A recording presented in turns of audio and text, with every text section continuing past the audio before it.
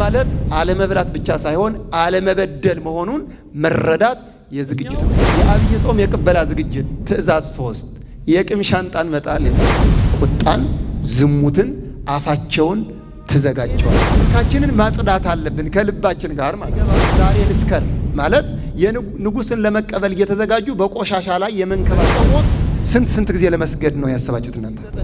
መሳሪያ ነው። አገልጋይ ወጣት የቤተ ክርስቲያን አጥር ከመጠን በላይ አለመመገብና ሆድን አለመሙላት ይላል። የመጨረሻ ጽናት ነው። ተስፋ ለመቁረጥ ብትወድቅ እንኳ ተነስተ ጾምን ቀጥል። እግዚአብሔር ጥረትን እንጂ ድክመትን ብቻ አይደለም። 10ቱን የዝግጅት ምክሮችና 5ቱን ጥንቃቄዎች ይዘ ወደ ጾም ብትገባ በትንሣኤ ዕለት የምትቀበለው ደስታ ታላቅ ይሆናል። ምስራቅ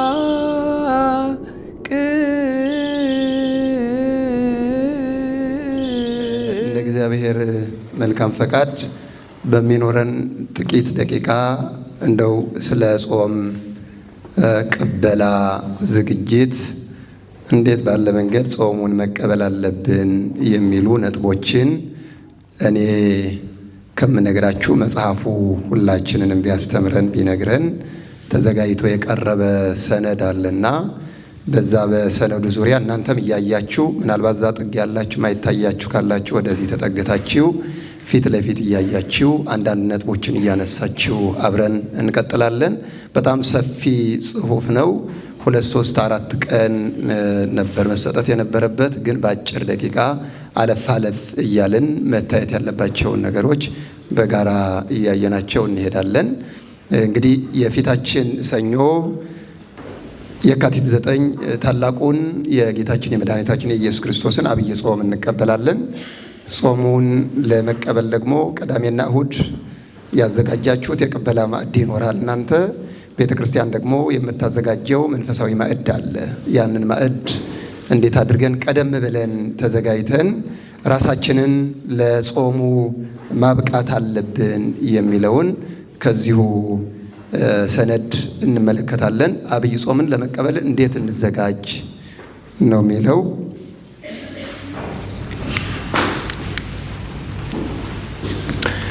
እንግዲህ ርዕሱ ጾምን ቀድሱ ጉባኤውንም አውጁ ይላል። ትንቢተ ኢዩኤል ምዕራፍ 2 ቁጥር 15 ላይ ያለ ቃል ነው።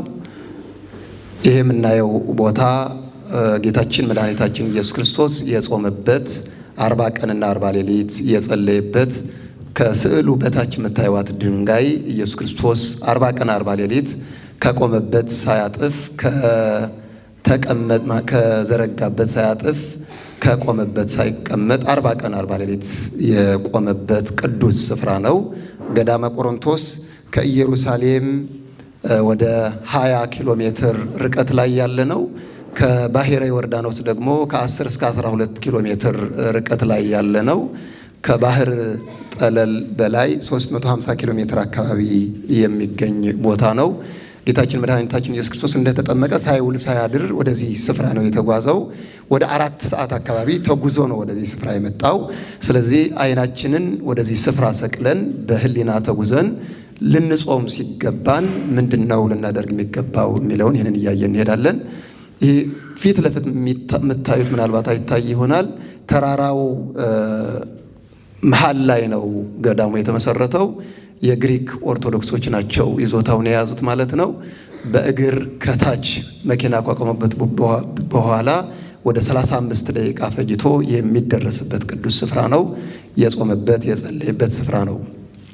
ይህ ትምህርት የጾምን ወራት ዝም ብለን በልማድ እንድናሳልፍ ሳይሆን እንደ መንፈሳዊ ወታደር ታጥቀን እንደ ሐኪም ራሳችንን መርምረን እንደ ታታሪ ገበሬም የበረከትን ፍሬ እንድንሰበስብ የሚረዳን የዝግጅት ካርታ ነው። ግልጽ ነው አይደል? እንደ መንፈሳዊ ወታደር መታጠቅ ያስፈልጋል። እንደ ሐኪም ራስን መመርመር ያስፈልጋል። እንደ ታታሪ ገበሬ ደግሞ የበረከትን ፍሬ እንድንሰበስብ የሚረዳን የዝግጅት ካርታ ነው። በዚህ ትምህርት ውስጥ የልብን ሰሌዳ እንዴት እንደምናጥብ፣ የመንፈሳዊ ጦርነት መሳሪያዎቻችንን እንዴት እንደምናዘጋጅ፣ በጾማችን መጨረሻ የሕይወትን ማህተም ለመቀበል እንዴት ብቁ እንደምንሆን በዝርዝር እንመለከታለን። እነሆ የተወደደው ሰዓት አሁን ነው እንደሚል ሐዋርያው ነብሶ ከፈጣሪው ጋር የምትገናኝበትን ይህን ታላቅ ድልድይ ለመገንባት አብረን እንጓዝ ይላል። ይህ ትምህርት ያስፈለገበት 3 ዋና ዋና መሰረቶች ከስጋዊ ልማድ ወደ መንፈሳዊ ለውጥ ለመሻገር እንዲያስችል ነው ትምህርቱ የተዘጋጀው። ብዙዎቻችን እንደምታውቁት ጾም ስንል መንፈሳዊ መባልዕትን በስጋዊ መባልዕት ወይም ከጥሉላት መባልዕት ተሻግረን ወደ አትክልቶቹ በጾም ይበላሉ ወደምንላቸው የምንሸጋገርበት ብለን ነው የምናስበው። ይሄ ብቻ እንዳልሆነ ይህንን ልማድ አድርገን የመውሰድ ዝንባሌ ያለ። ይህ ትምህርት ግን ጾሙ በልብ ውሳኔ በንስሐና በይቅርታ ተጀምሮ ወደ መንፈሳዊ ድል እንዲያመራ አቅጣጫ ለመጠቆም አስፈልገዋል። አንደኛው ምክንያት ይሄ ነው። ሁለተኛው ደግሞ ለታላቁ መንፈሳዊ ጦርነት ትጥቅ ለማዘጋጀት ነው። እንግዲህ ትግላችን ከምን አይደለም? ከስጋና ከደም አይደለም። ከስጋና ከደም ካልሆነ ደግሞ ከስጋና ከደም የሚያደርጉት ትግል ስጋዊ መሳሪያ ያስፈልጋል። ጠላት የታጠቀውን መሳሪያ አስቀድሞ ማወቅ ያስፈልጋል። አሁን የኛ ትግል ወደ ጾም ስንገባ ለመታገል ነው። የምንታገለው ደግሞ ከስጋና ከደም አይደለም። ስለዚህ የምንታጠቀው መንፈሳዊ ትጥቅ ያስፈልገናል ማለት ነው። ለዚህ ነው ያስፈልገው። አብይ ጾም የስጋ ፈቃድ የሚገደብበትና ከክፉ መናፍስት ጋር የሚደረግ ጦርነት ነው። ያለ መሪ የሚደረግ ጦርነት ምንድን ነው? ሽንፈት ነው። ምእመናን ያለ ንስሐ አባት ያለ ጸሎትና ጋሻ ያለ ቃለ እግዚአብሔር ስንቅ እንዳይደክሙ መንፈሳዊ መሳሪያዎችን ለማስታጠቅ ታስቦ የተዘጋጀ ነው። ሶስተኛውና የመጨረሻው ይሄ ትምህርት ሊዘጋጅ የተፈለገበት የጾሙን ፍሬ በረከት ለመቅሰም ነው። ጾም ያለ ምጽዋት፣ ያለ ትህትና፣ ያለ ቅዱስ ቁርባን ክንፍ እንደሌለው ወፍ ነው። ጾም ያስፈልጋል። ከጾሙ ጋር ደግሞ ምጽዋት ያስፈልጋል። ከምጽዋቱ ጋር ትህትና ያስፈልጋል። ከትህትና ጋር የመጨረሻው ማህተም ምንድን ነው? ቅዱስ ቁርባን ማለት ነው። ያለዚህ ጾሙ ክንፍ የሌለው ወፍ ሊበር ይችላል? አይችልም። ስለዚህ እነዚህ አስፈላጊ እንደሆኑ እያየን ራሳችንን እየመረመር የምንቀጥልበት ነው። በእነዚህ ሶስቱ ምክንያቶች ናቸው የተዘጋጀው ትምህርቱ ማለት ነው። እንዲህ ከሆነ ትምህርቱ በዚህ መንገድ አስፈልገዋል። ጾማችን በእግዚአብሔር ፊት መዓዛው ያማረ መስዋዕት እንዲሆንና በትንሣኤ ዕለት የሕይወትን ማህተም ሥጋ ወደሙን እንድንካፈል ለማዘጋጀት ያስፈልጋል። የአብይ ጾም የቅበላ ዝግጅት ለኦርቶዶክሳውያን በሙሉ ትእዛዝ 1 ምናልባት ፈጠን እያልኩ ከሄድኩ ልንጨርሰው እንችላለን። 10 ነጥቦች ናቸው ያሉት። የመጀመሪያው ቀዳሚው ተግባር የልብ ሰሌዳን ማጽዳት። ለዚህ ጽኑ ውሳኔ ያስፈልጋል። እንግዳ ሲመጣ ቤት ማጽዳት እንደሚያስፈልገው ሁሉ ጾሙ ሲመጣ የግድ በልብ ውስጥ ያሉ ጾሙን ሊያውኩ መንፈሳዊ ተግባራትን ሊረብሹ የሚችሉ ነገሮች መጽዳት አለባቸው። ለዚህ ደግሞ ጽኑ ምን ያስፈልጋል? ውሳኔ ቆራጥ መሆን ያስፈልጋል ማለት ነው። ወደ ትግል ለመግባት ሞትም አለ አይደል? በዚህ ግን ሞት የለም፣ ድህነት ነው። ለድህነት ግን መወሰን ያስፈልጋል። መላቀቅ ካሉብን ነገሮች ለመላቀቅ ጽኑ ውሳኔ ያስፈልጋል ነው። ይህ ታላቅ ጾም እንግዲህ ጾም ከሆድ በፊት በልብ ምን ይጀምራል? መጾም ይጀምራል። የልብ ዝግጅት ያስፈልጋል ነው።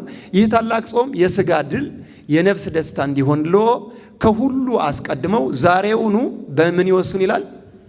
በሉ እንጂ በምን ይወስኑ? በልብ ይወስኑ። ጾም ማለት አለመብላት ብቻ ሳይሆን አለመበደል መሆኑን መረዳት የዝግጅቱ መጀመሪያ ነው። አለመብላት አንድ ነገር ነው። ማንንም በምንም ይሁን በምን አለመበደል ደግሞ ትልቁ የዝግጅቱ መጀመሪያ ነው። ጾሙን ለስርዓት ሳይሆን ለምን? ለበረከት፣ ለልማድ ሳይሆን ለለውጥ ለመጾም ራስን ማዘጋጀት የልብ ሰሌዳን ማጽዳት ይባላል ነው። ሌላው የሐሳብ ዝግጅት ያስፈልጋል። ብዙዎቻችን ጾም ሲመጣ የምናስበው ስለ ምግብ ለውጥ ከስጋ ወደ አትክልት ነው። ነገር ግን እውነተኛው ዝግጅት የአመለካከት ለውጥ ነው። ዛሬውኑ በውስጦ ይህ ጾም እስኪ በሉ ከባለፈው ዓመት የተለየ ይሆናል በሉላችሁም። በዚህ ጾም ክፉ አመሌን እጥላለሁ። በዚህ ጾም ወደ እግዚአብሔር እቀርባለሁ። ይሄ የጋራ ውሳኔያችን ሊሆን የሚገባ ነው። ይህንን ብለው ካልወሰኑ ጾሙ ድካም ብቻ ነው የሚሆነው። ጽኑ ውሳኔ ማለት በፈተናና በድካም ሰዓት ለፈጣሪ ብዬ ታገሳለሁ የሚል መንፈሳዊ ወታደርነት ነው ማለት ነው። ሌላው የነፍስ ቁልፍ ነው። የልብ ውሳኔ ምስጢሩ ነፃነት ነው። ሰው ለምግብ ለሱስ ወይም ለተንኮል ተገዥ ሊሆን ይችላል። ጾም ሲመጣ አልበላም ብሎ መወሰን የስጋን አምባገነንነት ሰብሮ የነፍስን የበላይነት ማወጅ ነው። ስጋችን በአምባገነንነቱ ከመንፈሳዊ ሕይወታችን አስወጥቶ የት ቦታ እንደሚከተን ታውቃላችሁ። ይሄ ጾም ደግሞ የስጋን አምባገነንነት ምን የሚልበት ነው? የሚሰበርበት በሉ እንጂ ምን የሚልበት ነው? ስለዚህ የስጋን አምባገነንነት መስበር ማለት ምን ማለት ነው? ተሳደቡ ሲል ምን ማለት ነው? አልሳደብም ማለት ነው። ንስሐ አትግባ ሲል እገባለሁ ብሎ መስበር ማለት ነው። በውኑ እኔ የመረጥኩት ጾም ይህ ነውን ብሎ ይላል ኢሳይያስ 58 ከቁጥር 5 ጀምሮ ያለው ቃል መመልከት ትችላላችሁ። እነሆ የተወደደ ሰዓት አሁን ነው፣ እነሆ የመዳን ቀን አሁን ነው ይላል ቅዱስ ጳውሎስ። የዝግጅት ቀናችን ነው። የመጽሐፍ ቅዱስ ምሳሌ አንዱ ነቢዩ ኢሳይያስ እንደምታውቁት ነቢዩ ማነው ንጉሡ ሕዝቅያስ ትሞታለህ እንጂ ከአልጋ አትወርድም አትድንም በተባለበት ሰዓት ነቢዩ መጥቶ ሲነግረው አትድንም ተብለዋል። እግዚአብሔር ደግሞ ውሳኔውን ጭምር እኛ ወስነን ስንነሳ መቀየር ይችላል ማለት ነው። ይችላል አይችልም? በነነው የሚያየነው ይህንን ነው። ለመቅሰፍ ለማጥፋት ይወስንና ሊጠፉ የተዘጋጁ ሰዎች ራሳቸውን መልሰው ፊቱ ላይ ወድቀው ሲያለቅሱ እሱ ደግሞ ምንን ይመልሳል ማለት ነው? መዓቱን ይመልሳል ማለት ነው።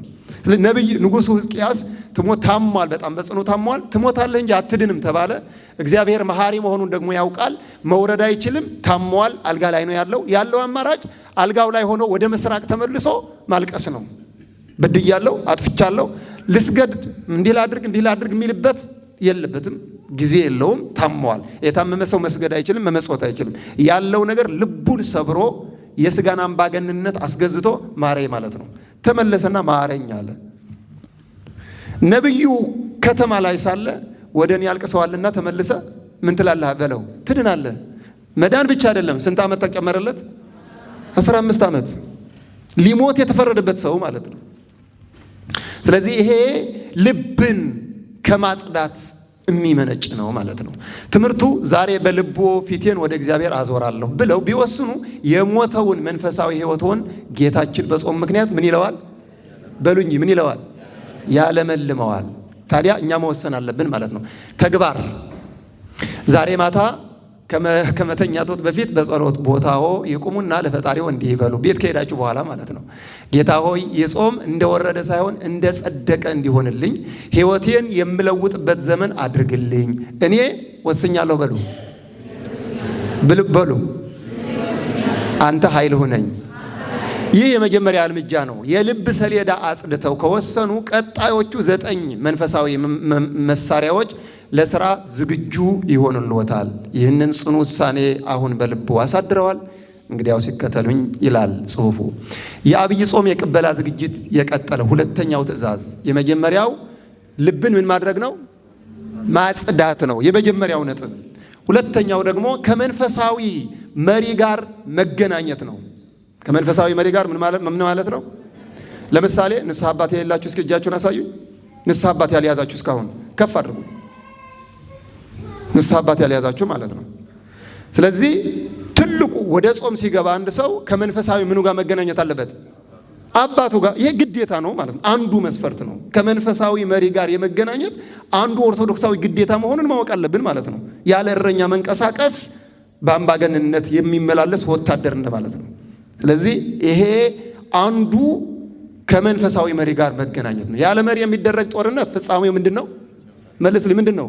ምክንያቱም መሀል ላይ ፈተና ሲመጣብን አባቴ እንዲህ አይነት ፈተና ተነስቶብኛል ምን ላድርግ ብለን ከመንፈሳዊ መሪ ጋር ድል የምንቀዳጅበትን መመሪያ፣ ምክር፣ ጸሎት ይሰጠናል መሪ ካለን ማለት ነው።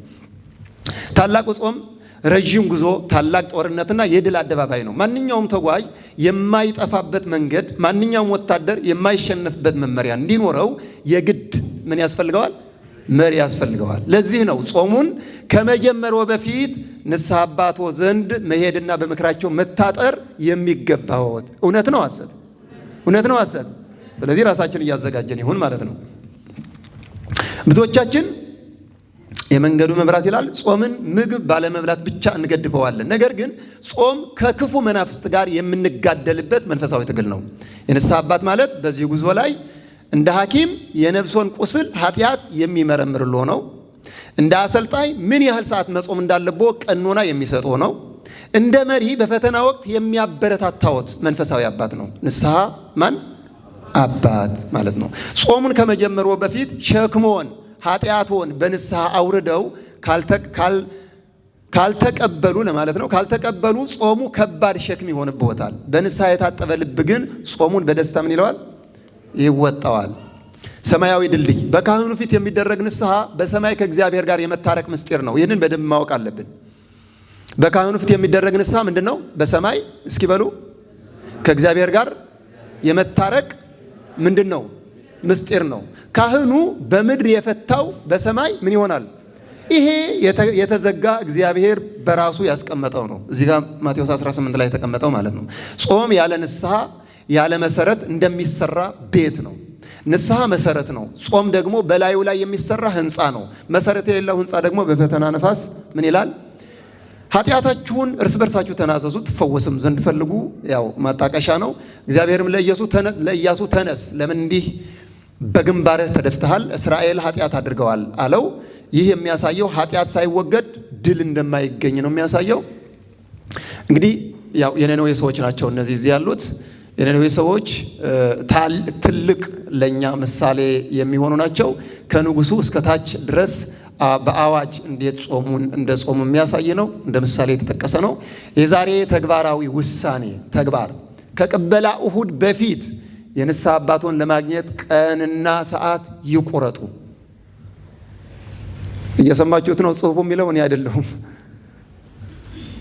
ከቅበላ እሁድ በፊት እሁድ ከፊት ለፊታችን አይደለ ያለው። ከቅበላ እሁድ በፊት የንስሐ አባቶን ለማግኘት ቀንና ሰዓት ይቁረጡ። የንስሐ አባት ከሌለዎት ደግሞ በአቅራቢያው ወዳለ ቤተ ክርስቲያን በመሄድ አንድ መሪ አባት እንዲመድብሎ ምን ይበሉ? ይጠይቁ። ይሄ አሁን የምንወስነው የተግባር ውሳኔ ነው ማለት ነው። ሌላው ተግባር ከቅበላ እሁድ በፊት የንስሐ አባቶን ለማግኘት ቀንና ሰዓት ይቁረጡ። የንስሐ አባት ከሌለ አሁን የተባለ ነው ውሳኔ። ከዚህ ጾም በፊት ነፍሴን ለካህን ምን እላለሁ? አሳያለሁ። ሸክሜንም ምን እላለሁ? አራግፋለሁ። ይሄ ወስነን የምንሄድበት ነው ማለት ነው። ይሄ ጋራ ውሳኔ ነው። ይህ ሁለተኛው ወሳኝ እርምጃ ነው። መሪ ካለዎት ጉዞ በስኬት ይጠናቀቃል። ለመሆኑ የንስሐ አባቶን ለማግኘት ዛሬ ሆኑ ስልክ ለመደወል ወይም በአካል ለመሄድ ወስነዋል ወይ ይላል። ወስናቸዋል? ንስሐ አባት የሌላችሁ ወይም ያላችሁም አዎ በሉ እንጂ ወስናቸዋል ወይ ይላል ጽሑፉ። አዎ ነው ወይስ አይደለም? ጥሩ። ልክ እንደወጣን ያንን ትተገብራላችሁ ማለት ነው። እንግዲያውስ ዛሬውኑ ያድርጉት። ጥሩ። ሶስተኛው የአብይ ጾም የቅበላ ዝግጅት ትእዛዝ 3 የቂም ሻንጣን መጣል ይላል። ምን መጣል? ሻንጣ ተሸክማችሁ እንዳትዞሩ። የቂም ሻንጣን መጣል አንዱ ዝግጅት ነው። ቂም ይዞ መጾም የተሰበረ ባልዲ ወይም እንስራ ይዞ ምን እንደማለት ነው? ውሃ ለመቅዳት ከመሞከር አይለይም። እውነት ነው ሐሰት ነው? እውነት ነው ሐሰት ነው? ምክንያቱም ቢሞሉ ምን ያደርጋል? ድካም ብቻ ነው የሚሆነው ማለት ነው። ስለዚህ ሻንጣው መጣል አለበት። ሻንጣው ውስጥ ምን ስላለ? በደል ስላለ፣ እኛን የማይጠቅሙ ነገሮች ስላሉ ያንን የምንጥልበት ነው ማለት ነው። ዝግጅቱ አንዱ ሶስተኛው ማለት ነው። ታላቁ ጾም ስንጀምር ስጋችንን ከምግብ እንደምንከለክለው ሁሉ ነፍሳችንንም ከቂም መከልከል አለብን። ቂም በውስጥ ተሸክመ የምትጾመው ጾም ሰማያዊ በረከትን እንዳይቀበል ይከለክለዋል። ለዚህ ነው የድል ጉዞህን ከመጀመርህ በፊት በጋራ በሉት የቂም ሻንጣህን አውርደ መጣል ያለብህ። የጸሎት መቀበያ ቁልፍ ይቅርታ ለጸሎት ምላሽ ማግኛ ታላቅ ምስጢር ነው። ሰማያዊው ደጅ የሚከፈተው በምድራዊ የይቅርታ ቁልፍ ነው።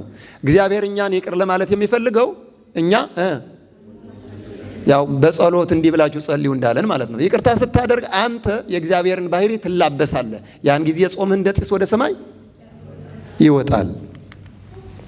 ለሰዎች ኃጢአታቸውን ይቅር ብትሉ የሰማያዊ አባታችሁ እናንተን ይቅር ይላችኋል። ለሰዎች ግን ኃጢአታቸውን ይቅር ባትሉ አባታችሁም ኃጢአታችሁን ይቅር። ስለዚህ ግዴታ ነው ማለት ነው። ለራሳችን ስንል ነው ይቅር የምንለው። ለምን ከተባለ እኛ በድለን ይቅር እንድንባል ከፈለግን የበደሉንን ምን ማለት አለብን ማለት ነው። ይህ ግዴታ ነው። ለራሳችን ስንል እግዚአብሔርን ለመጥቀም ቃሉ ስለሚል አይደለም፣ ለራሳችን ጥቅም ተብሎ የተቀመጠ ስለሆነ ማለት ነው። ስለዚህ ግዴታችን ነው ማለት። ሰው ካልበላ ምን አይልም። የሚበላው ለመኖር ነው አይደለም። ስለዚህ አንዱ የመኖሪያ መንገድ ደግሞ የበደሉንን ይቅር ማለት ነው ማለት ነው። ለማንም በክፉ ፈንታ ክፉን አትመልሱ፣ ቢቻላችሁስ በእናንተ በኩል ከሰው ሁሉ ጋር ምን በሉ በሰላም ኑሩ ይላል ቅዱስ ጳውሎስ። ምሳሌው አንዱ ይሄ ነው። ቅዱስ እስጢፋኖስ ያው የምናውቀው ታላቅ ሰማዕት ቀዳሜ ሰማዕት ነው። የሚበድሉትን በድንጋይ የሚደበድቡትን ልክ እንደ አምላኩ እንደ ጌታችን እንደ መድኃኒታችን እንደ ኢየሱስ ክርስቶስ የሚያደርጉትን አያውቁምና ያለ ሰማዕት ነው። ትምህርቱ ቅዱስ እስጢፋኖስ ይቅር ስላለ ሰማይ ተከፍቶለታል፣ የእግዚአብሔር ክብር አየ። አንተም የቂም ድንጋይን ከልብህ ላይ ስታነሳ በጾምህ ወቅት የፈጣሪን ክብር ለማየት መንፈሳዊ ዕድል ይከፈትልሃል ይላል። ተግባር አሁኑኑ በልብህ ውስጥ ቅር ያሰኘህን ወይም የተቀያየምከውን ሰው አስብ። እያሰባችሁ ነው? እያሰባችሁ ነው? አስብ ካለ ማሰብ ነው። እንግዲህ አስብ። ስልኩን አንስተህ ደውልለት። አሁን እንዳትደውሉ፣ ልጨርስ በኋላ ትደውላላችሁ። ስልኩን አንስተህ ደውልለት ወይም መልእክት ላክለት። ስለ ጌታዬ አምላኬ ብዬ ይቅር ብያለሁ ብዬሻለሁ፣ አንተም ይቅር በለኝ በለው። ይህንን ካደረግ ጾምህን በድል ጀምረሃል ማለት ነው። ይሄ ማለት በቃ መልእክት ልክ ያለውና ይቅርታ ጠይቅ ያለሁ ማለት አይደለም። መነሻ መግቢያ ነው ይሄ። ከዛ ደግሞ በአካል በተለያዩ መንገዶች ወደ ዋናው ተግባር መሄድ ማለት ነው። ውሳኔ ከጾም በፊት ከሰው ጋር ታርቄ ከፈጣሪ ጋር ለመታረቅ ወስኛለሁ። ይህ ሶስተኛው የድል መሳሪያ ነው። ቂምን የጣለ ሰው ጾሙን ቀልጣፋና ሰማያዊ ያደርገዋል። ለመሆኑ ዛሬውኑ ይቅርታ ለመጠየቅ ወይም ይቅር ለማለት ያሰብከው ሰው አለ? ይልና ምን ይል? አሁኑኑ አድርገው። አራተኛ የጸሎት ጋሻን ማዘጋጀት፣ ቋሚ መርሃ ግብር። ጾም ሲመጣ ቋሚ መርሃ ግብር ያስፈልጋል። ጸሎት የሌለው ጾም ነፍስ እንደሌለው ስጋ ነው። ታላቁ ጾም መንፈሳዊ ጉዞ ነው። በጉዞ ላይ ደግሞ ስንቅና መጠጥ ያስፈልጋል። ጾም ስንቅ ሲሆን ጸሎት ደግሞ ምንድን ነው? የነፍስ መጠጥ ነው ማለት ነው። ጸሎት የሌለው ጾም ድርቅና ረሃብ ብቻ ይሆናል። ለዚህ ነው ጾሙን ከመጀመሪያ በፊት የጸሎት ጋሻህን የምታዘጋጀውና ቋሚ የሆነ የጸሎት ሰዓት የምትወስነው። የነፍስ ስንቅ ጾም ስጋን ዝቅ የሚያደርግበት፣ ጸሎት ደግሞ ነፍስን ምን የሚያደርግ ነው? ከፍ የሚያደርግበት ጥበብ ነው። ስጋህ ምግብ ሲያጣ ይዝላል። ያንን ዝለት የምታሸንፈው ደግሞ በምንድን ነው? በጸሎት ከፈጣሪ ጋር በሚገኝ ኃይል ነው። ወሳኙ ነገር መርሃ ግብር ማውጣት ነው። በስንት ሰዓት እነሳለሁ? የትኛውን ጸሎት?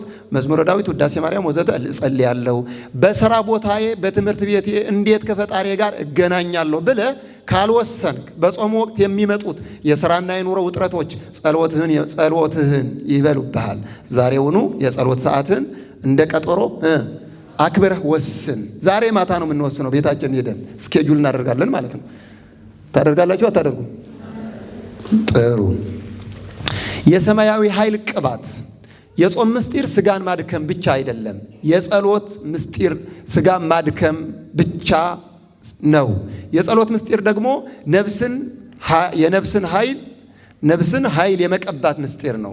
ስጋ በደከመ ቁጥር ነፍስ በጸሎት አማካኝነት መንፈሳዊ ጡንቻዎቿ ይፈረጥማሉ። ጌታችን በጾም ወቅት ሰይጣንን ድል የነሳው በቃለ እግዚአብሔርና በጸሎት እንደነበረ እኛም ጸሎትን ስናዘወትር የአጋንንትን ጥቃት የምንመክትበት የእሳት ምንድን ነው? ጋሻ ያለብሰናል። ሳታቋርጡ ጸልዩ፣ በሁሉ አመስግኑ፣ ይህ የእግዚአብሔር ፈቃድ በክርስቶስ ኢየሱስ ወደ እናንተ ነውና ይላል። በጸሎት በልመናም ሁሉ ዘወትር በመንፈስ ጸልዩ፣ በዚህም ሐሳብ ስለ ቅዱሳን ሁሉ እየለመናችሁ በጸሎት ትጉ ይላል። እንግዲህ ይሄ ማን ነው? ምን ውስጥ ነው ያለው? አንበሳ ጉድጓድ ውስጥ፣ የተራቡ አንበሶች ጉድጓድ ውስጥ ነው ያለው። ጾም ነበረው። ከጾሙ ጋር ምን ነበረው? ጸሎት ነበረው። ጾሙና ጸሎቱ የተዋሃዱለት አማኝ ከየትኛውም ነጣቂ አውሬና ተኩላ የመዳን ትልቅ ጉልበትና ጋሻ ይሆነዋል ማለት ነው። አንተም በዚህ ጾም ጸሎትህን ጋሻ ብታደርግ ሊውጡ የሚያደውትን የክፋት አንበሶች ሱስን፣ ቁጣን፣ ዝሙትን አፋቸውን ትዘጋቸዋለህ። ምን ትላቸዋለህ? እኛን ሊውጡን የቀረው በጾም ውስጥ ራሱ ማለት ነው። እየሰማችሁ ነው? በጾም ውስጥ ራሱ ሊውጥ እንደ አንበሳ ሱስ ይውጠናል፣ ቁጣ ይውጠናል፣ ዝሙት ይውጠናል፣ ስድብ ይውጠናል፣ ቂም ይውጠናል። በቃ ጾሙን ጀምረን ልክ ወደ ኋላ ይመልሰናል ማለት ነው። አፋቸውን የምንዘጋው ደግሞ በዚህ ነው ማለት ነው። በሰላምን ትሻገራለህ። ተግባር አሁኑኑ የጸሎት መርሃ ግብሮን ያውጡ። ለምሳሌ ጠዋት 11 ሰዓት ላይ እነሳለሁ፣ ማታ ደግሞ 3 ሰዓት ላይ የቤተሰብ ጸሎት አደርጋለሁ ብለው ይወስኑ። ይሄ በራሳችን የምናደርገው። ለምሳሌ ማህበራዊ ሚዲያ በጣም ጠንቅ ነው፣ በአብይ ጾም ላይ ማለት ነው። በየትኛውም ጾም ላይ ለክርስቲያን በየትኛውም ጊዜም ቢሆን ራሱ ፈልጎ ለይቶ ካልተጠቀመበት ጠንቅ ነው ማህበራዊ ሚዲያ። ፌስቡክ፣ ቲክቶክ የሚጠቀሙበትን ሰዓት ቀንሰው ለምን ይመድቡ? ለጸሎት ይመድቡ። ውሳኔ በዚህ ጾም ከፈጣሪ ጋር የምነጋገርበትን ቋሚ ሰዓት አዘጋጅቻለሁ። ጸሎቴ የነፍሴ እስትንፋስ ይሆናል። ይህ አራተኛው የድል መሳሪያ ነው። ጸሎት ያለው ጾም ተራራን ያፈርሳል። ዝንቱ ዘመድ ይወፅእ ዘእንበለ በጾም ወበጸሎት። አብሮ አደግ ሱስ፣ አብሮ አደግ ልማድ፣ አብሮ አደግ እኛን አንቆ የያዘን ልምድ በጾም በጸሎት ነው ተነቅሎ የሚወጣው ማለት ነው። ለመሆኑ በዚህ ጾም በቋሚነት ለመጸለይ የመረጥከው መጽሐፍ ወይም የጸሎት ሰዓት አለ? ካልሆነ አሁኑኑ ምን በል ለይ። የአብይ ጾም የቅበላ ዝግጅት ትእዛዝ 5 የነፍስ ምግብ ማከማቸት። የምን ምግብ? የነፍስ ምግብ። ለስጋ ምግብ እኛ ስለማንቸገር ማለት ነው። ስጋ ሲራብ ነፍስ የምትጠግብበት ስንቅ አዘጋጁ። በአብይ ጾም ወቅት ስጋችን ከለመደው ምግብና መጠጥ ይከለከላል። በዚህ ጊዜ ስጋ የመዝለል የመዛልና የማማረር ባህሪ ያሳያል። ይህንን የስጋ ጩኸት ዝም ማሰኘት የሚቻለው ደግሞ ነፍስን በቃለ እግዚአብሔር በመመገብ ነው። ነፍስ ካልጠገበች ጾሙ ሸክም ይሆንብሃል። ስለዚህ ጾሙ ከመጀመሩ በፊት ለነፍሶ የሚሆን የመንፈሳዊ ንባብ ስንቅ ዛሬውኑ አከማች። የአእምሮ ታድሶ። ጾም ማለት ባዶ መሆን ሳይሆን ከምድራዊ ነገር ርቆ በሰማያዊ ነገር መሞላት ነው። ሆዳችንን ባዶ ስናደርግ አእምሯችን በመንፈሳዊ እውቀት መሞላት አለበት። ዝግጅቱ እንዲህ ይሁን። መጽሐፍ ቅዱስን ማዘጋጀት። በዚህ ጾም 4ቱን ወንጌላት አንብቤ እጨርሳለሁ ወይም የዳንኤልን መጽሐፍ አጠናለሁ ብሎ የተለያዩ መጽሐፍቶችን፣ መጽሐፍ ቅዱስን፣ አዋልድ መጽሐፍትን ለይቶ በማስቀመጥ ለጾም የመንፈስ ዝግጅት፣ የነፍስ ዝግጅት አስቀድሞ መለየት። የቅዱሳን ታሪክ ገድላት እንዳለ ማለት ነው። ከንቱ ንባብን መተው። ያልተገቡ ከንቱ ጊዜያችንን የሚፈጁ ንባባት ይኖራሉ። እነሱን መተውም። በጾም ወቅት ልባችንን የሚረብሹ የዓለም ወሬዎችን፣ ማህበራዊ ሚዲያ ላይ የሚለቀቁ አሉባልታዎችን ቀንሰን ለነፍስ ምግብ ጊዜ መስጠት ያስፈልጋል። ከቅዱሳን ጋር የመማከር ምስጢር። መንፈሳዊ ንባብ ዝም ብሎ መረጃ ማግኘት አይደለም ነው። የዳንኤልን ትንቢት ስናነብ ነቢዩ ዳንኤል እንዴት እንዳለፈ ከእሱ ጋር ነው የምንመካከረው። የኢዮብን መጽሐፍ ስናነብ ከእሱ ጋር ነው የምንመካከረው። የቅዱሳንን ገድል ስናነብ ከእነሱ ጋር ነው የምንመካከረው ማለት ነው። መረጃ አይደለም የሚሰጡን፣ ሕይወት ነው የሚያድሉን። የአንድ ጻድቅ የአንድ ቅዱስ መጽሐፍ በሚነበብበት ጊዜ ያ ቅዱስ ስለ ስሙ ስለተሰጠው ቃል ኪዳን በመካከል ይገኛል አይገኝም? ይገኛል። ስለ ተክለ ሃይማኖት በሚዘመርበት ጊዜ፣ ስለ ጻድቁ አባታችን ስለ አቡነ ተክለ ሃይማኖት፣ ስለ ሰማዕቱ ስለ ቅዱስ ጊዮርጊስ በሚዘመርበት ጊዜ ስሙ ሲጠራ በተጠራበት ሰዓት እንዲገኝ ቃል ኪዳን ተሰጥቶታል። ስለዚህ የአንድ ቅዱስ ገድል ለማንበብ ወስነን ቁጭ ብለን ከቤተሰብ ጋር ስናነብ ጻድቁ አብሮን ይገኛል ማለት ነው። ስለዚህ ከነሱ ጋር መመካከር ነው ማለት ነው። ስንጸልይ እኛ ለእግዚአብሔር እንነግረዋለን። መጽሐፍ ስናነብ ደግሞ እግዚአብሔር ለእኛ ምን ይለናል? ምን ይለናል? ይነግረናል ማለት። የቅዱሳን ሕይወት ስናነብ ደግሞ ከእነርሱ ጋር የሕይወት ሱታፊ ህብረት እናደርጋለን። የነሱ ረድኤትና በረከት ምን ይለናል? ይከተለናል ማለት ነው። ሰው ከእግዚአብሔር አፍ በሚወጣ ቃል ሁሉ እንጂ በእንጀራ ብቻ አይኖርም ተብሎ ተጽፏል። ሰይጣንን ድል ያደረገበት አንዱ መሳሪያ የእግዚአብሔር ቃል ነው።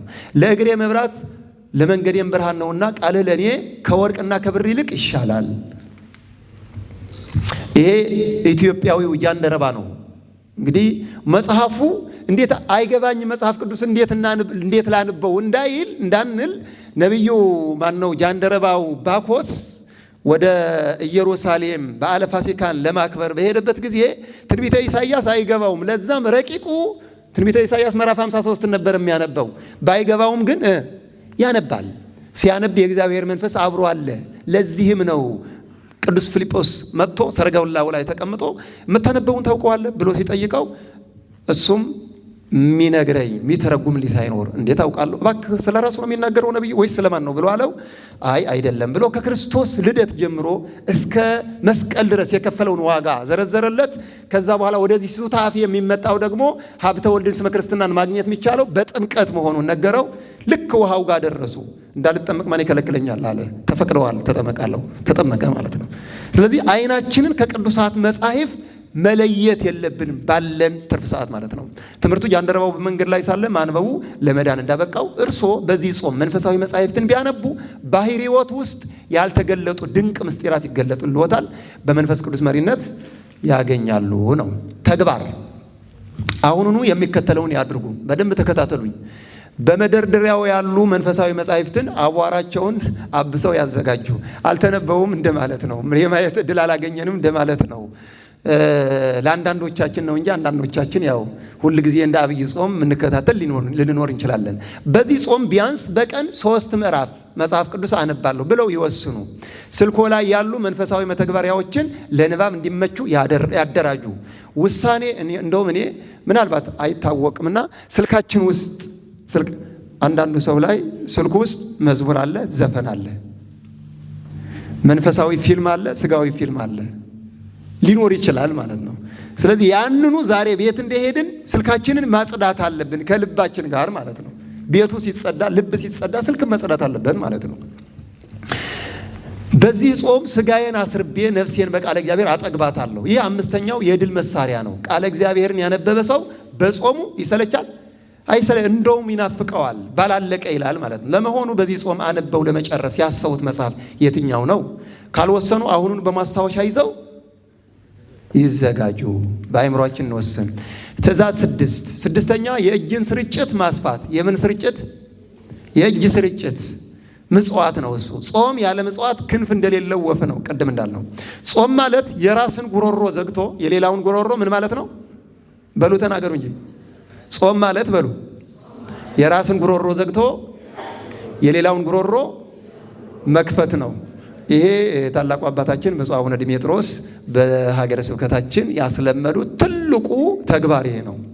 ቁርሳችንን ለገዳማት፣ ቁርሳችንን ለአብነት ትምህርት ቤቶች፣ ቁርሳችንን ለተራቡ ከስንት ጊዜ ጀምሮ የተለመደ በዚህ ሀገረ በሌላ ቦታ ያልሰማሁት ማለት ነው። ሰው ይጾማል፣ ግን እንደ ሀገረ ስብከት በዘመቻ በጾም ጊዜ ለተጎዱ አብነት ትምህርት ቤቶች ለገዳማት አዋጥቶ በጾሙ አማካኝነት የነፍስን ማህተም የሚታተምበትን ስራ የሚሰራበት እንደመሆኑ መጠን ያንን ለማስታወስ ነው። በዚህ በተግባር እየተደረገ ያለ ጉዳይ ነው።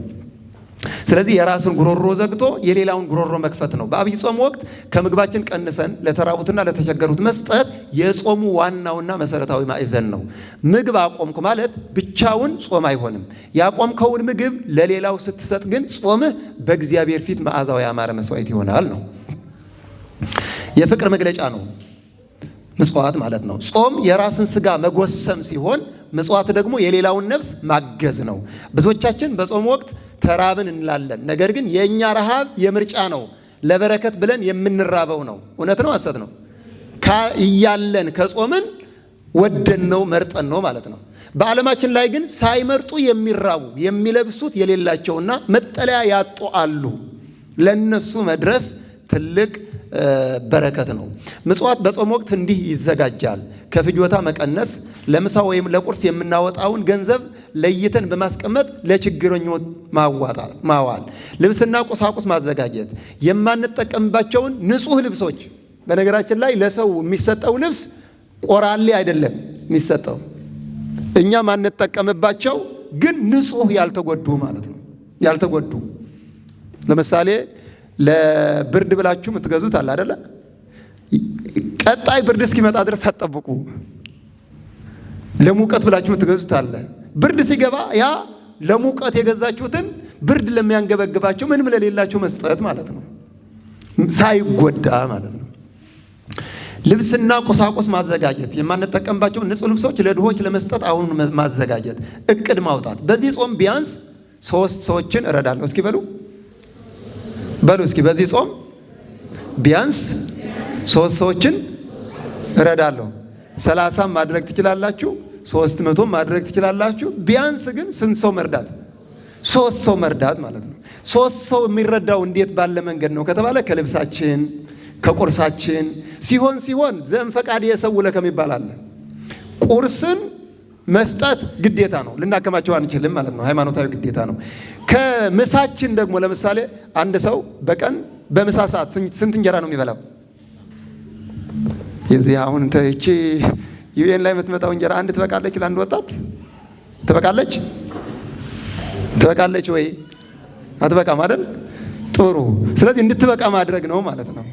ለሁለት የሚወጣውን አንዱ መስጠት እንደማለት ነው። እሺ፣ ለእግዚአብሔር የማበደር ምስጢር ነው። ምን? ምጽዋት ማለት ነው። ለምጽዋት የምንሰጠው ገንዘብ ወይም ምግብ በምድር ላይ የጠፋ ቢመስልም ምስጢሩ ግን በሰማያዊ ባንክ መቀመጡ ነው። ለድሃ የሚራራ ለማን ያበድራል? ለድሃ የሚራራ ለማን ያበድራል? እግዚአብሔር ደግሞ ብድራቱን በረከትን ጨምሮ ይመልሳል። እውነት ነው ሐሰት ነው? ይሄ እውነት ነው። ምጽዋት ጾማችን ወደ ሰማይ እንዲበደር የሚያደርግ ክንፍ ነው። ወዴት ነው የሚበደረው? ወደ ሰማይ የሚበደር ነው ማለት ነው። ወደ ሰማይ ነው የሚያደርሰው ማለት ነው። በሰማይ ባንክ ቤት ነው የሚያስቀምጠው ማለት ነው። ክንፍ የሌለው ወፍ መሬት ላይ እንደሚቀረው ሁሉ ምጽዋት የሌለው ጾምም ከመሬት አይነሳም ነው። እኔ የመረጥኩት ጾም ይህ አይደለምን? እንጀራህን ለተራበ ምን ትል ዘንድ? ትቆርስ ዘንድ በሉ። ምን ትል ዘንድ?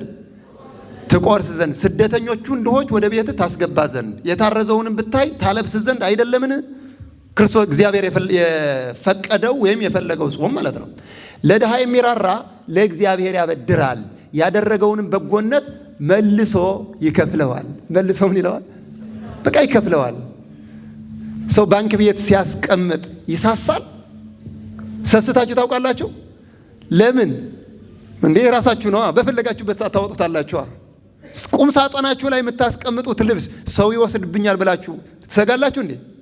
ስለዚህ አንድ የተራቆተ ገላ ላይ ልብስ ማስቀመጥ ማለት ተመልሶ የብርሃን ልብስ ሆኖ ይመጣል ማለት ነው። ባንክ ቤታችን ላይ ስናስቀምጥ የትኛውንም ብር ስናስቀምጥ እንደማንሰስት ሁሉ እንደማንሳሳ ሁሉ ለየትኛውም ነገር ስንሰጥ እግዚአብሔር ይሰጠኛል ብለን ስንሰጥ ቀኛችን የሚያደርገውን እጃችን ሳታውቅ ወደ ኋላ ሳንጎተት ስናስቀምጥ በሰማይ ባንክ ቤት ማስቀመጣችን ነው። እንግዲህ ይሄ የመቶ አለቃ ቆርኔሌዎስ ሲያደርገው የነበረው በሐዋርያት ሥራ ላይ የተቀመጠ ነው። ትልቁ ጾሙና ጸሎቱ ወደ ሰማይ እንዲያርግ ካደረገው መካከል አንዱ ምጽዋቱ ነው። ቆርኔሌዎስ በጾሙ ላይ ምጽዋትን በመጨመሩ ሰማያት ተከፈቱለት። አንተም ምጽዋትህን ከጾምህ ጋር ካጣመርክ እግዚአብሔር የመዳንና የበረከትን መንገድ ከቤት ላይ ይከፍታል። ተግባር አሁኑኑ በቤቶ ውስጥ የጾም መመጽወቻ የሚሆን ሳጥን ወይም ፖስታ ያዘጋጁ። ወስኑ እያለን ነው ጽሁፉ ማለት ነው። እኔ አይደለሁም ጽሁፉ ነው። ምን አዘጋጁ? ሁለት ነገር፣ ወይም ሳጥን ወይም ፖስታ። ሳጥን የት አገኛለሁ የት አሰራለሁ እንዳንል ፖስታ ነው ማለት ነው። ለይተን እናስቀምጣለን። ይቺ የቁርሴ ናት እያልን እየለይን እናስቀምጣለን። ደጎች ከሆነ ደግሞ እግዚአብሔር ሰጥቶኛል ምን ይጎድልብኛል ብሎ በደንብ ደረብ እያደረጉ ማስቀመጥ ማለት ነው። ይሄ በተግባር የምናደርገው ነው። በዚያ ውስጥ ያስቀምጡ። በየሳምንቱ መጨረሻ ደግሞ ለሚገባው ሰው ይስጡ። ውሳኔ በዚህ ጾም የራሴን ጉሮሮ ስዘጋ የሌላውን ወንድሜ ጉሮሮ ለመክፈት ወስኛለሁ። እስኪ በሉ ውሳኔ በሉ። በዚህ ጾም የራሴን ጉሮሮ ስዘጋ የሌላውን ወንድሜ ጉሮሮ ለመክፈት ወስኛለሁ። ምን ብያለሁ? ይህ ስድስተኛው የድል መሳሪያ ነው። የምጽዋት እጅ ያለው ሰው እግዚአብሔርን በቤቱ ይጋብዘዋል። ለመሆኑ በዚህ ጾም ለየት ያለ የምጽዋት እቅድ ለምሳሌ ለተቸገሩ ተማሪዎች ወይም ለታመሙ አውጥተዋል? ይዘጋጁ። የዐቢይ ጾም የቅበላ ዝግጅት ትእዛዝ 7 ቅበላን በመንፈሳዊ ስነ ስርዓት ማክበር ራሱ ቅበላውን ማለት ነው። ታላቅ እንግዳ ሲመጣ ቤት ምን ይሆናል? ይጸዳል። እንግዳ ሲመጣ ለምሳሌ ብፁዕ አባታችን አቡነ ዲሜጥሮስን ወደ ቤታችሁ እንዲባርኳችሁ ፕሮግራም አድርጋችሁ ስትጠሯቸው አይጸዳም? ይጸዳል። አቧራው ይራገፋል። ያለንን ቤታችን በደንብ አድርገን እናጥበዋለን፣ እናጸዳዋለን። ሚርከፈከፈውን ታርከፈክፋላችሁ። ተዘጋጅታችሁ ነው አይደል የምትጠብቁት? አይደለም ወይ? ስለዚህ ታላቁ እንግዳ ልክ እንደ ብፁዕነታቸው ታላቅ እንግዳ አብይ ጾም ሲመጣ ደግሞ መጸዳት ያለባቸው መራገፍ ያለባቸው መውጣት ያለባቸው ነገሮች አሉ ማለት ነው። ይሄ በጣም ሁላችንም በውሳኔ የምናደርገው ነው ማለት ነው። ታላቅ እንግዳ ሲመጣ ቤት ይጸዳል። ታላቁ ጾም ሲመጣ ደግሞ ምን ይዘጋጃል? ልብ ይዘጋጃል። አንድ የምንወደው ዘመድ ታላቅ የሀገር መሪ ወይም የክብር እንግዳ ወደ ቤታችን እንደሚመጣ ስናውቅ ከወራት በፊት ዝግጅት እንጀምራለን። ቤታችንን እናድሳለን። ምርጥ ልብሳችንን እናዘጋጃለን። ደጃፋችንን እንጠርጋለን። ይሄ እውነት ነው አይደለም? እውነት ነው። ታዲያ የጌታችን የኢየሱስ ክርስቶስን ጾም አብይ ጾምን ለመቀበል ከዚህ በላይ ዝግጅት አያስፈልገንምን? ቅበላ ማለት ጾሙን እንኳን ደህና መጣ ብሎ በፍቅርና በዝግጅት የመቀበል ስነ ስርዓት ነው። እንኳን ደህና መጣ እስኪ በሉት እንጂ ሰኞን እያያችሁ ማለት ነው። በሉት። ፈርታችኋል። ምን እንዴት አድርጌ ልጨርሰው ነው የሚል ሰው ሳይጠፋ ቀርም። እንዴት ነው? በጣም ረጅም። አሁን ከሰኞ ዘሎ ቅዳሜ ሱር ለመድረስ የሚፈልግ ሰው ይኖራል። መውጫው መግቢያውና መውጫው ብቻ የሚያስብ ማለት ነው። ግድ የላችሁ እንኳን ደህና መጣ በሉት። ከዓመት እስከ ዓመት የሚጾሙ ስላሉ ማለት ነው። እሺ፣ በተለምዶ ቅበላ ሲባል በስጋዊ መብልና መጠጥ መጥገብ ከልክ በላይ መዝናናት ተደርጎ ይወሰዳል። በቃ ቅዳሜና እሁድን አመለጥሽኝ እያሉ አንዳንዶቹ እስከ ግማሽ ሌሊት ሁላ ይመገባሉ። አንዱ ሰው ከዕለታት በአንድ ቀን ጾሙ ሰኞ ነው የሚገባው እንደምታውቁት አብይ ጾም እና ይሄ እስከ እኩለ ሌሊት ተመገበ ጠጣ። ነገ ደግሞ እንትን አለና እንዴት ላድርግ ብሎ አሰበ። ከዛ የበሬውን እግር አፉ ላይ ያሳደረው የትናንትና ነው ለማለት ማለት ነው። ነክሶት አደረ። ለምንድን ነው ሲባል አይ የትናንትና ነው፣ ትናንትና የተበላ ነው፣ ሆዴ ውስጥ እንዳለው ሁሉ አድርጎ ማለት ነው። እንደዚህ አይነት የስጋ ፈቃዳቸውን ያልቆረጡ አካላት ሊኖሩ ይችላሉ። በተለምዶ ያንን ነው የምናስበው አይደለም። ቅበላ ማለት ግን ከልክ በላይ መዝናናት ተደርጎ አይደለም። ነገር ግን እውነተኛ ቅበላ የነፍስ ዝግጅት ነው። ለባለስልጣን የምናደርገውን ጥንቃቄ ለጾሙ ክብርም ይገባል ነው። ቤትህን ማጽዳት እንግዳ ሲመጣ ቤት እንደሚጸዳ ጾሙ ሲገባ አእምሮህንና ልብህን ከክፉ ሐሳብና ከዝሙት ምስል አጽዳ ነው።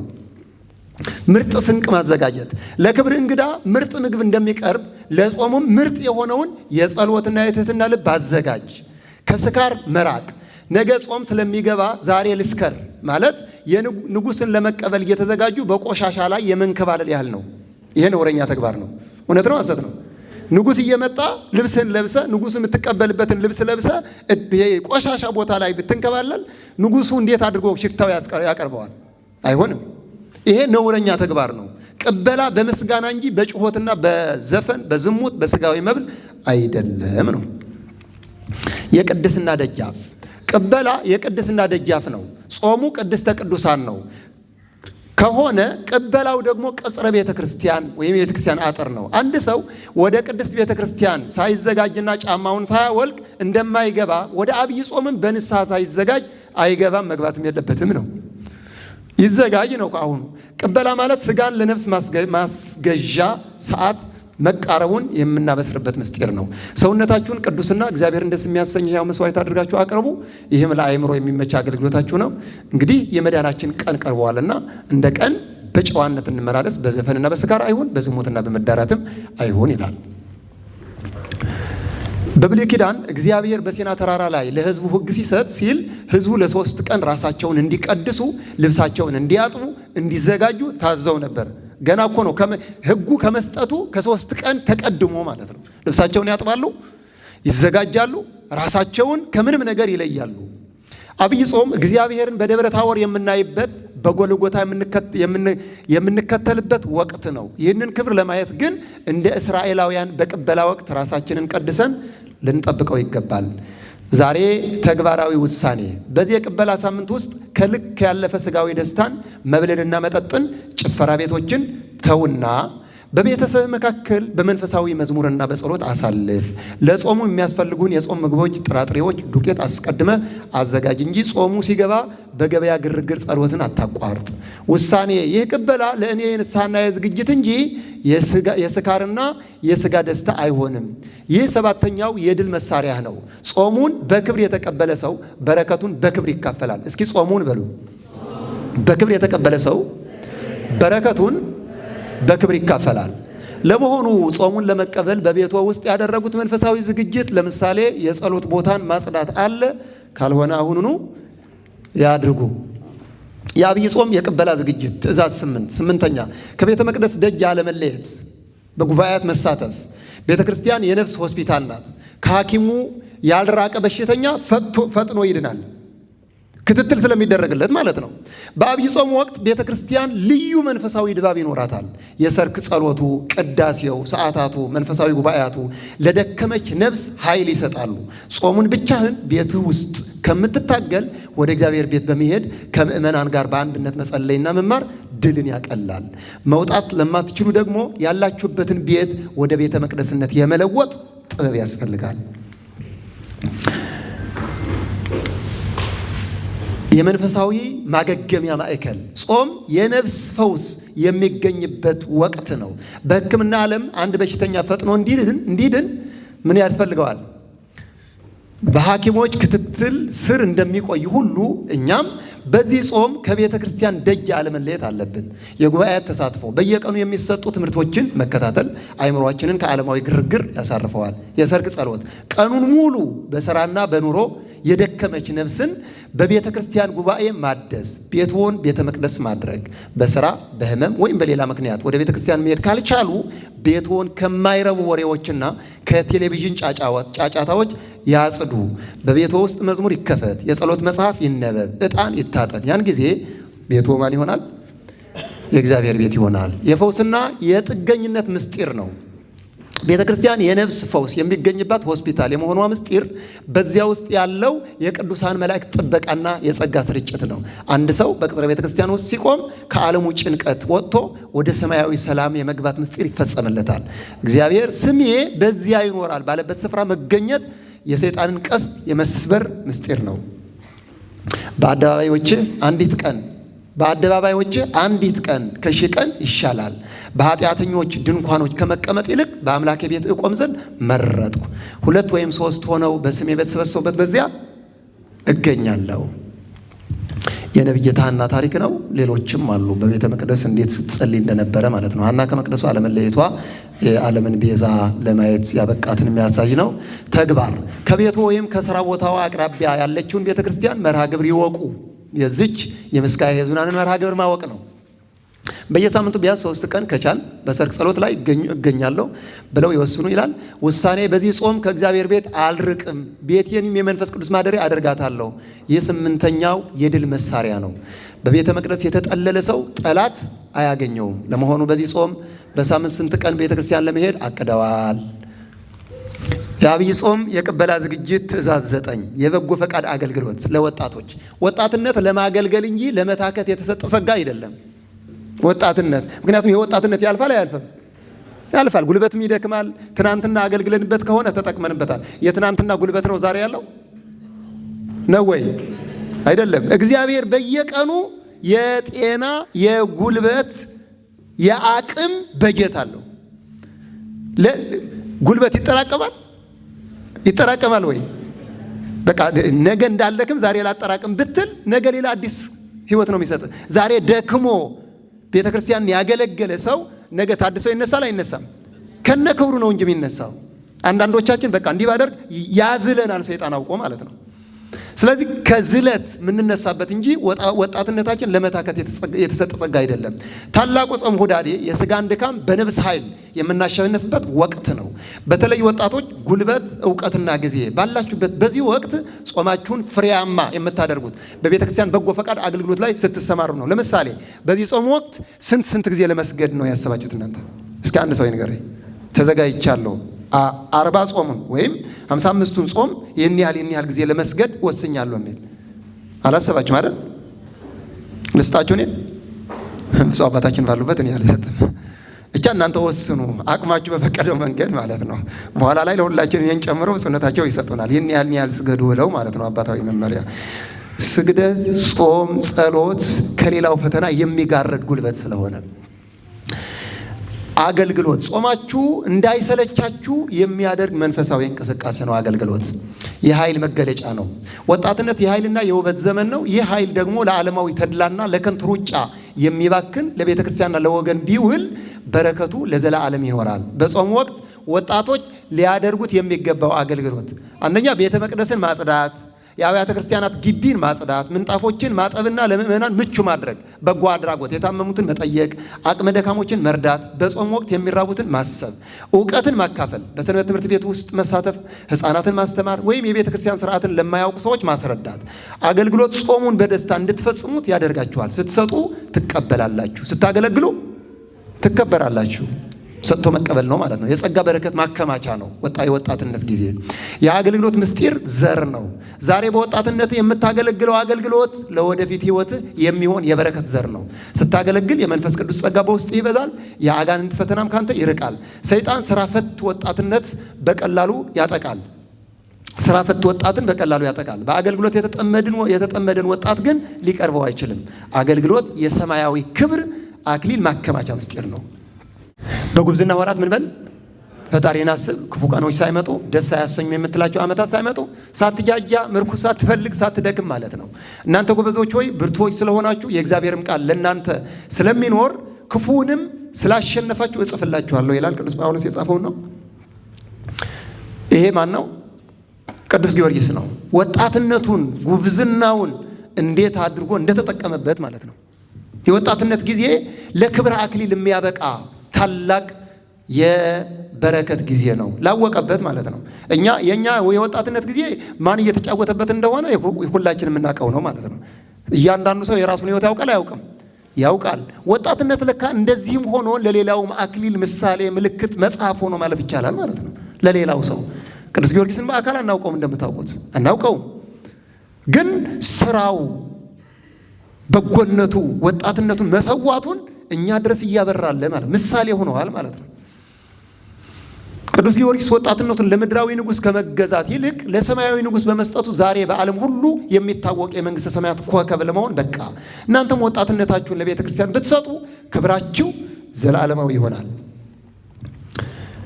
ትእዛዝ፣ እሺ፣ ይሄ ተግባር ነው። በአቅራቢያው ወዳለ ሰንበት ትምህርት ቤት ወይም የበጎ አድራጎት ማህበር ይሄዱ። የምን አገልግሎት ልስጥ ብለው ይጠይቁ።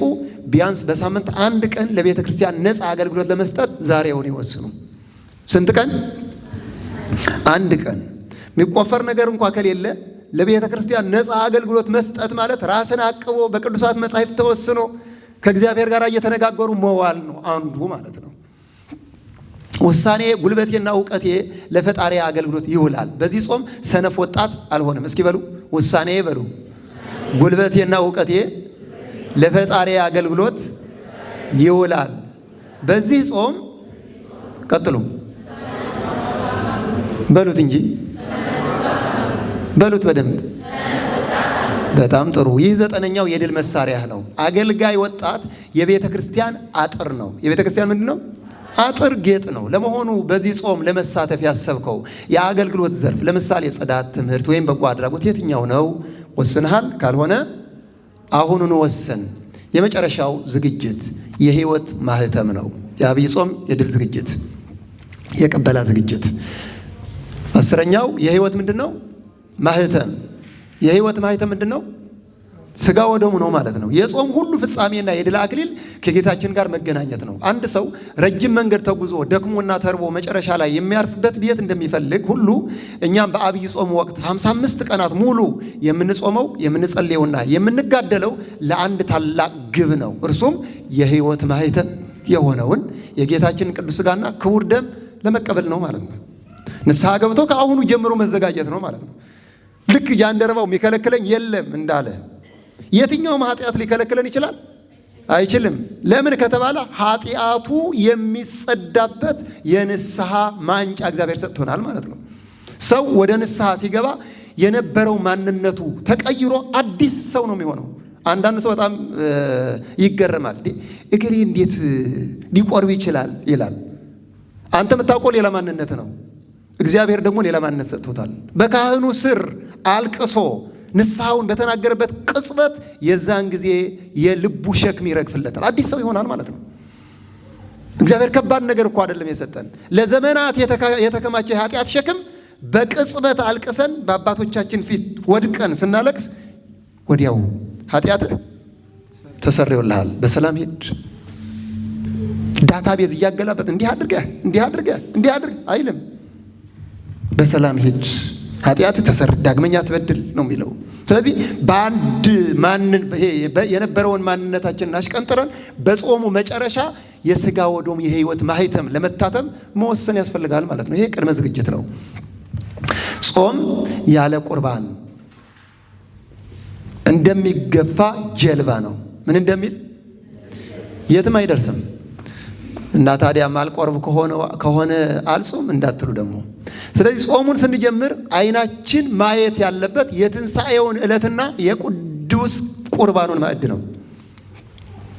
ለሥጋ ወደሙ የሚደረግ ዝግጅት፣ ራስን መመርመር። እስኪ ራስን መመርመር በሉ የሚደረግ ዝግጅት ነው። ለዚህ ክቡር ምስጢር የሚሆን ንጹሕ ሕይወት አለኝን ብሎ ራስን መጠየቅ፣ ከዛ ራስን ለንስሐ ማዘጋጀት። ሁለተኛው በትህትና መቆም ነው።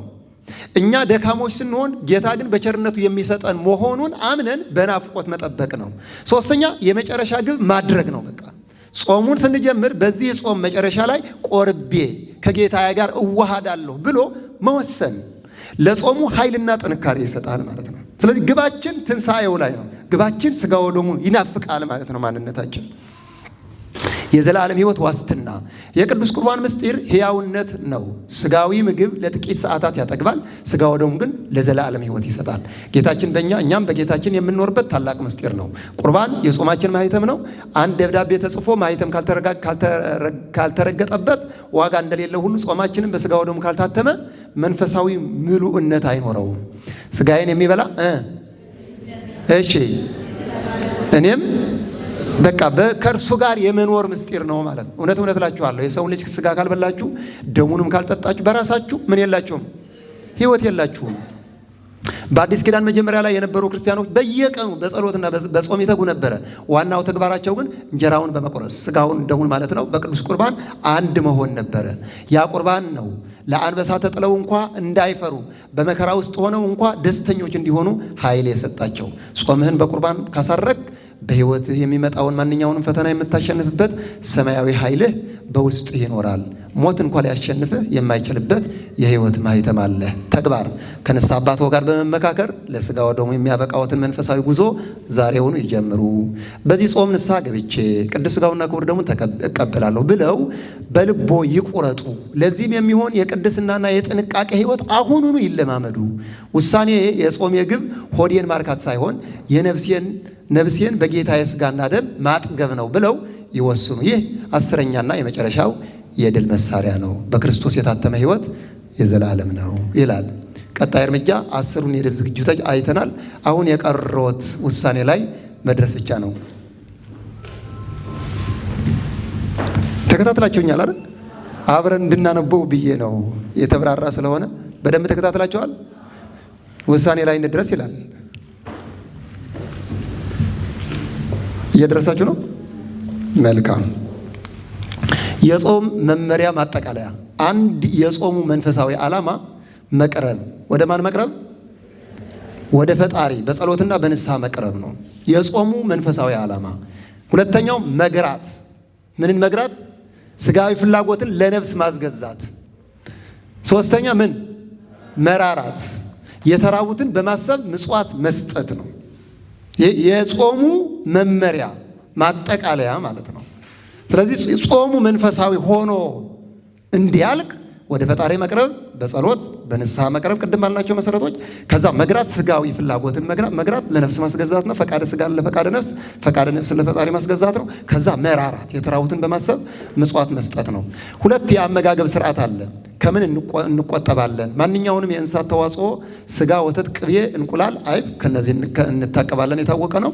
የመግቢያ ሰዓት እንደ አቅምና እንደ መመሪያ እስከ ቀኑ 9 ሰዓት ወይም እንደየአጥቢያው ትእዛዝ መቆየት ሊሆን ይችላል። ስራ ቀኖና ስለሆነ ማለት ነው።